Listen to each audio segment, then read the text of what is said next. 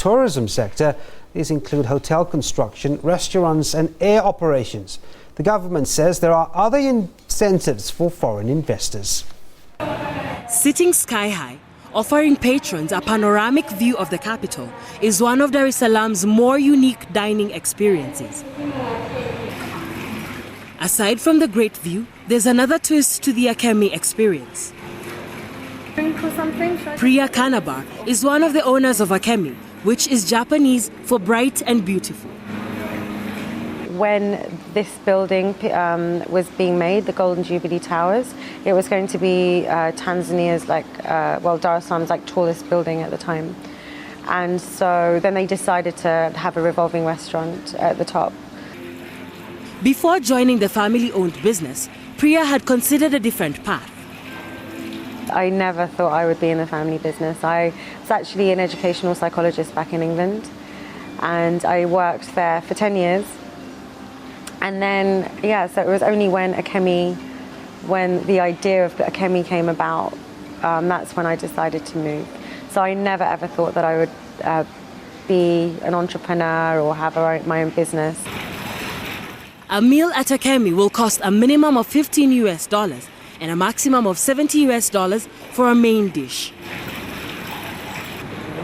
This is without something to drink.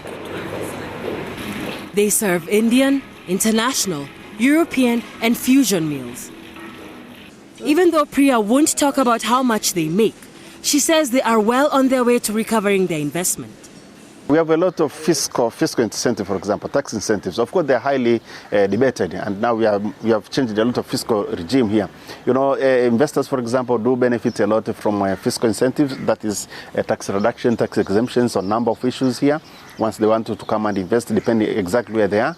We have what we call a Tanzania Investment Center Certificate of Incentives. Those who have that certificate, they enjoy a lot of incentives. Tanzania is now the top destination for foreign direct investment, or FDI, in the East Africa region, according to the United Nations Conference on Trade and Development. And Dar es Salaam is at the center of the good fortune. At the edge of the capital, lying on the Indian Ocean coastline and boasting the best view of the sunset in the city, is Cape Town Fish Market.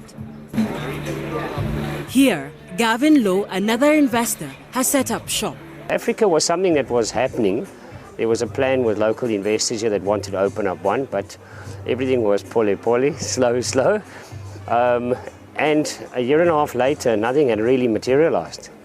Hence, I was taken off the South African projects and put up here and given sort of a deadline in which to make it happen, and we magically pulled it off. The World Bank found that in 2010, 754,000 visitors went to Tanzania.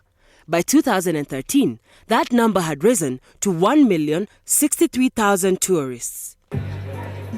Priya and Gavin are part of the tourism entrepreneur community that has provided employment for 198,557 people, directly and indirectly. All right, let's stay on the continent and take a look at how the